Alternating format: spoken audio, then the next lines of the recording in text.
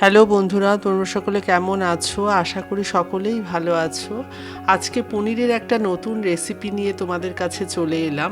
এটা শাহি পনিরের আদলেই করা উইথ ভেজিটেবল। তার জন্য যা যা নিয়েছি: ফুলকপি, মটরশুঁটি, দুটো টমেটো, কাজু বাদাম, গোটা গরম মশলার মধ্যে দারচিনি, এলাচ, লবঙ্গ, আদা, রসুন, কাঁচা লঙ্কা আর পেঁয়াজ নিয়েছি মোটামুটি আড়াইখানা, দুটো বড়, একটা হাফ, আর 200 গ্রাম মতন পনির, আর আলু নিয়েছি দুটো মিডিয়াম সাইজে ডুমো ডুমো করে কেটে নিয়েছি।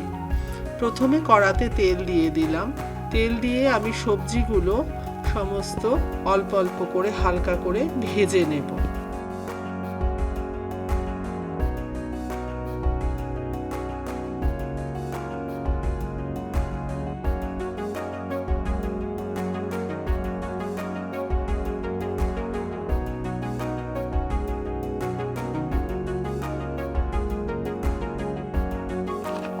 এবার পনিরটাও আমরা হালকা করে ভেজে নেব।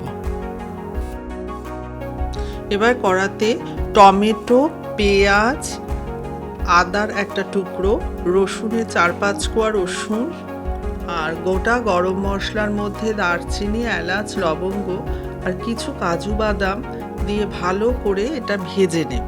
প্রথমে ভেজে নেবার পর মশলাটা ঠান্ডা হয়ে যাবে যখন, তারপর আমরা মিক্সিতে ভালো করে পেস্ট করে নেব। পনিরের এই রেসিপিটি ভাত, রুটি সব কিছুর সঙ্গেই খাওয়া যায়।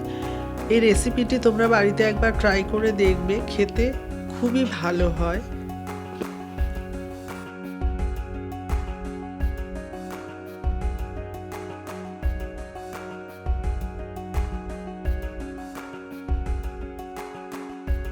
এতে এবার নুন দিয়ে দেব।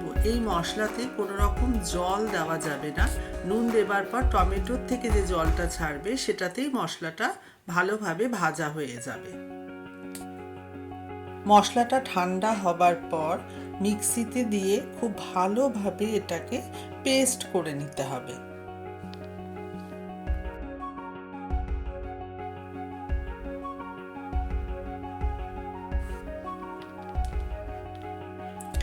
এবার কড়াইতে তেল দিয়ে দিলাম, তারপর গোটা জিরা ফোড়নে দিলাম, তারপর যেগুলো সবজিগুলো আমরা ভেজে রেখেছিলাম, ফুলকপি, আলু, মটরশুঁটিটা আমরা ভাজিনি, মটরশুঁটিটা কাঁচা অবস্থাতেই দিলাম, এখানেই ভাজাটা হয়ে যাবে। তারপর লবণ এবং মশলা যেটা পেস্ট করে রেখেছিলাম সেই মশলাটাও এতে দিয়ে দিলাম।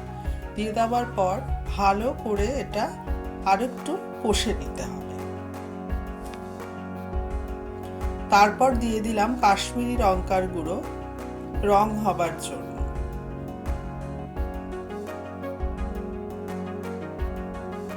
মশলাটা আমাদের কষে গেছে। এবার এতে কিছু কাঁচা লঙ্কা দিয়ে দিলাম ঝাল হবার জন্য। কাশ্মীরি লঙ্কার গুঁড়ো তো শুধু রঙের জন্য দেওয়া হয়, আর কাঁচা লঙ্কা এতে দিলাম যাতে একটু ঝাল হয়। এবার আমরা এতে অল্প পরিমাণ জল দিয়ে দেব। এটা খুব ঝোল হবে না, এটা গা মাখা মাখাই হবে। এবার আমরা ঝোলটাকে ভালো করে ফুটতে দেব ঢাকা দিয়ে। এবার স্বাদ মতো চিনি এতে দিয়ে দিলাম।